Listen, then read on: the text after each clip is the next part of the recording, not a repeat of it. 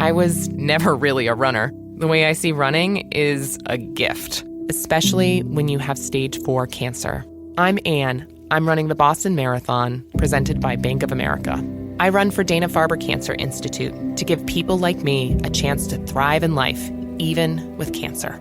Join Bank of America in helping Anne's cause. Give if you can at BofA.com/supportAnne. What would you like the power to do? References to charitable organizations is not an endorsement by Bank of America Corporation. Copyright 2025. The Brutally Delicious Podcast.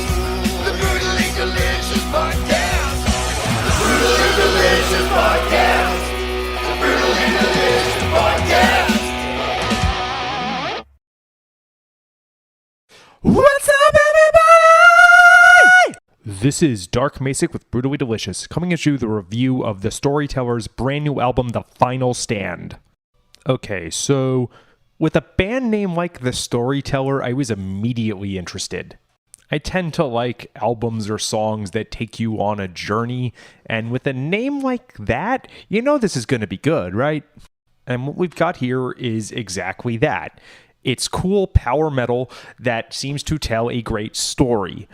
I don't think my promo came with a lyrics booklet, and if it did, I didn't notice, so sorry.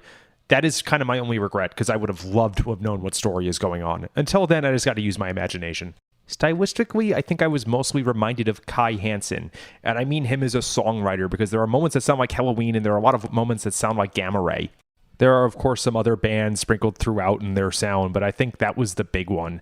And, you know, what better praise than being told you sound like the godfather of power metal?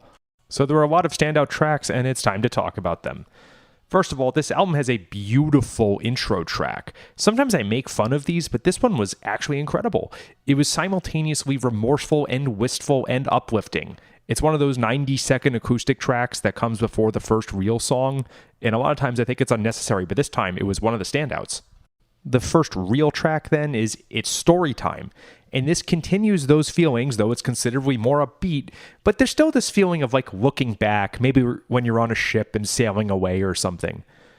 It's more of a baritone-ish vocal than a lot of this band's sound-alikes would have, but still very good emotional delivery.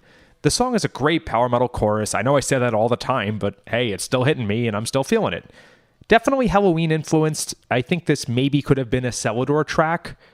I really wish this had a lyric video because I would love to know what's going on plot-wise. Tower of Fear.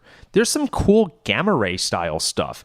I can definitely hear the Kai Hansen influence on the songwriting and like a second level Iron Maiden influence, meaning that this was influenced by people that were influenced by Iron Maiden. AKA, kinda sounds like Gamma Ray. This Time Tomorrow. This is a great, upbeat, optimistic one. I know that sounds like what most people think of for power metal, but when we're comparing it to stuff like Gamma Ray instead of stuff like Stradivarius, you need to, bring in that little descriptor.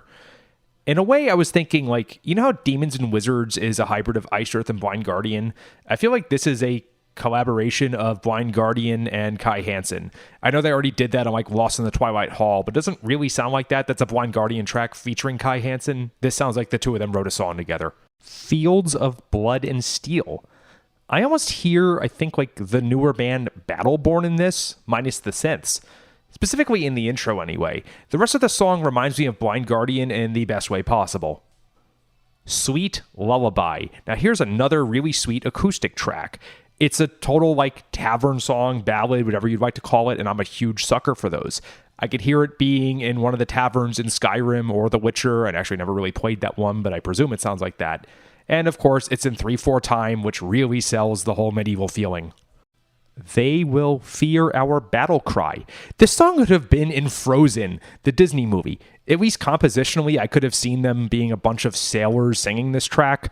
I don't think Disney's going to sing about battle cries, so when you throw that in, maybe it's like the barbarians in Skyrim singing it, but it's a really neat thing to hear on this kind of album. That is, it features no guitars, maybe there's an acoustic in the background, but it's not electrified. It's basically just a bunch of Nordic men singing, or men singing like Nordic men. Last but not least, Final Stand. Great power metal burner, great drumming, great melodies. At times I'm reminded of the track Tragedy and Triumph by Iced Earth, specifically in what I think would be considered the chorus, but the rest of it, more Kai Hansen influence stuff, which is just killer. Great way to close the album.